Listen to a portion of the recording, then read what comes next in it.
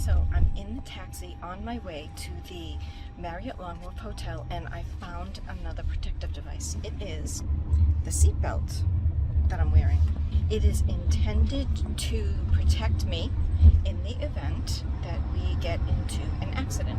It's not a normal situation to get into an accident, let's hope, with this cab driver.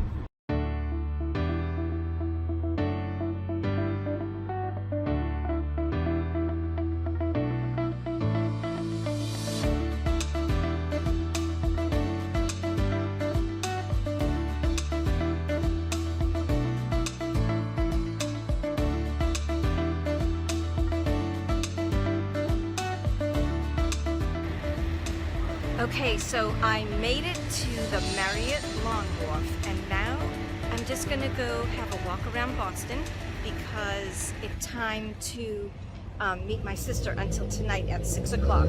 We're going out on the Spirit of Boston, which is like a boat for a dinner and dancing cruise. Right across the street is something that reminds me about reliability when it has gone bad.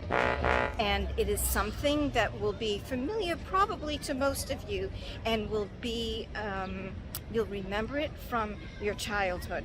And so I used to love going on this as a child, but now it reminds me about reliability. And here it is.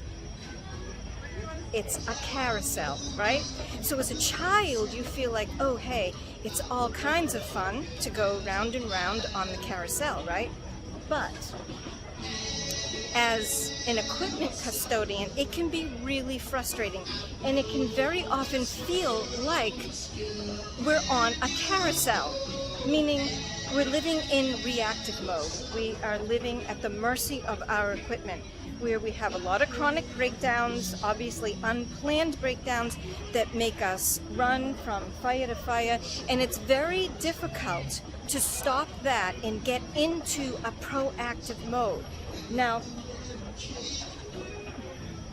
one way to get out of reactive mode is by applying reliability-centered maintenance, because when we do RCM, we identify what we need, and then we figure out what we have to do in terms of maintenance and other tasks to get that reliability that we want.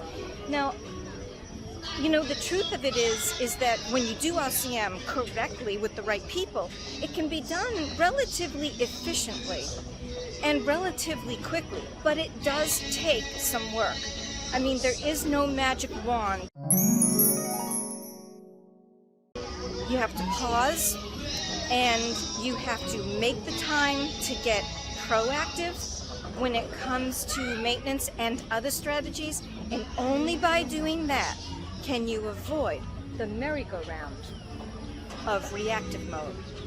So there you have it. Save the merry-go-round for fun, and finally get off of the reliability merry-go-round by applying reliability-centered maintenance.